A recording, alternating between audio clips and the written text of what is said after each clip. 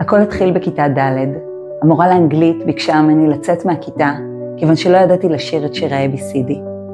בגיל 19, המורה להוראה המותאמת אמרה לי, אני מצטערת, אני לא יכולה לעזור לך.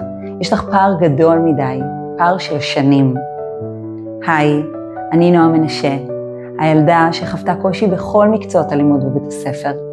בתנ"ך לא הבנתי את הטקסט המקראי, בחשבון תמיד ספרתי עם האצבעות, ואת לוח הכפל מעולם לא זכרתי בעל פה. ולקרוא טקסט בעברית לקח לי במשך שעה, ועד שכבר הגעתי לשאלות, על מה בדיוק מדבר הטקסט. רק בסוף כיתה י' הובחנתי לראשונה עם לקויות למידה, וכך החל שינוי בעלילה. עם זאת, מקצוע האנגלית נותר כמכשול, וסיימתי תיכון ללא בגרות באנגלית.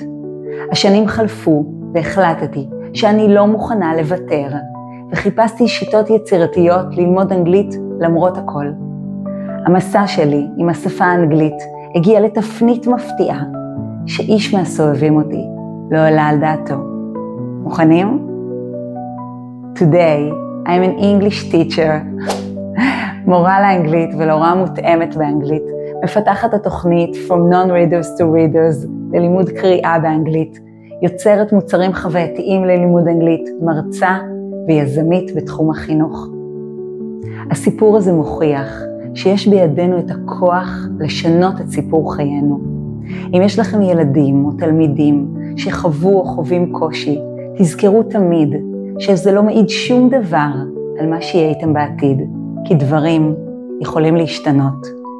בספר לראות מעבר לקושי, אני מספרת על המסע שעברתי, ומדגישה כמה חשיבות יש למורים בחייהם של ילדים, ועד כמה הורות היא מסע שאינו נגמר לעולם.